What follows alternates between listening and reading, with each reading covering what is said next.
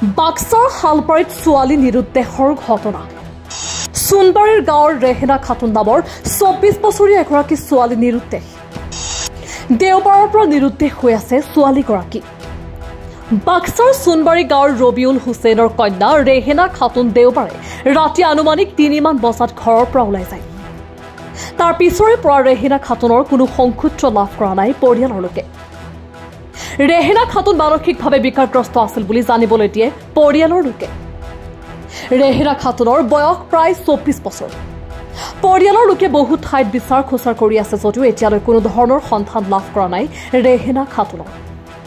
উল্লেখযোগ্য যে দেওবাৰে ৰাতি ৩ বজাৰ পৰা নিৰুদ্দেশ হোৱাৰ পিছত আৰক্ষী থানাত এজাহাৰ দাখিল কৰা নাই যদিও বিচাৰ খোচাৰ কৰি আছে পৰিয়ালৰ লোকসকলে।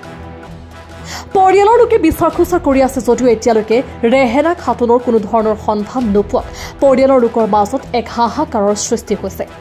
অৱশেষত উপায়ন্তৰ হৈ পৰিয়ালৰ লোকে কাষ চাপিল সংবাদ মাধ্যমৰ আগত। কোনো সদস্য ব্যক্তিয়ে যদি ছোৱালীজনীৰ সম্ভেদ পায় তেতিয়াহ'লে 9957125828 নম্বৰত যোগাযোগ কৰিবলৈ অনুৰোধ জনাইছে পৰিয়ালৰ লোকে। গোবৰ্ধনৰ পৰা প্ৰসন্ন নাথৰ ৰিপৰ্ট, NS24 ডিজিটেল। মোৰ নাম ৰবিউল হুছেইন। ছোৱালীটো দেওবাৰে ৰাতি ৩টা বজাৰ পৰা নিৰুদ্দেশ হ'ল। মানে ৪-৫ বাৰ কৰি আমি তেজপুৰত নিলোঁ আৰু মন্দিয়াত ৰিয়াজুল হামিদৰ তাতে ব্ৰেইনৰ ডাক্তৰ তাতে আমি 2 বাৰ নিলোঁ। বহুত পইচা গ'ল। এতিয়া 10 দিনৰ টেবলেট আনিবলৈ গ'লে ৩,০০০ টকা লাগে। আমি হাজিৰা কৰি খাওঁ, ইমান পইচা ক'ত পাম? ঘৰত অলপ থাকাতে 7 বছৰ নামে আমি তামোল বাৰীটো বিক্ৰী কৰি দিলোঁ। তেতিয়া আমাৰ হাতত পইচা নাই। ঘৰতে আছে ছোৱালীজনী।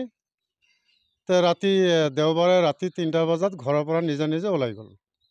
কোনফালে গ'ল আমি ক'ব নোৱাৰোঁ। আজি মই ফৰেষ্টৰ পৰা বিচাৰি আহিলোঁ। বৰপেটা ৰোডত ষ্টেচনত এইবিলাক খবৰ কৰিলোঁ। কোনো জেগাত মই খবৰ পোৱা নাই। তেতিয়া আমি নিউজত দিয়া হ'ল যে যদি মোবাইল নম্বৰ, ঠিকনা, মোৰ নাম ৰবিউল হুছেইন, কোনোবাই যদি এই ছোৱালীজনী চায় তে এই নম্বৰত ফোন কৰিব। ঠিক আছে, আমি এই ফোন নম্বৰত আমি ছোৱালীজনী ডিভক আছে, কথাবিলাক বেছি পাতি থাকে। আৰু ছোৱালীজনীৰ নাম ৰেহেনা খাতুন। এজাহাৰ দাখিল আমি থানাত 2 বাৰ কৰিছোঁ। এতিয়া আমনি লাগি গৈছে মোৰ। আৰু ছোৱালীজনীও এতিয়া নিজৰ ছোৱালী ইয়াতে কি ক'ব লাগে একো নাই। বিৰাট টেনশ্যন দিছে। সেই টেনশ্যনৰ পৰা আমাৰ এতিয়া বেমাৰ হৈ গৈছে।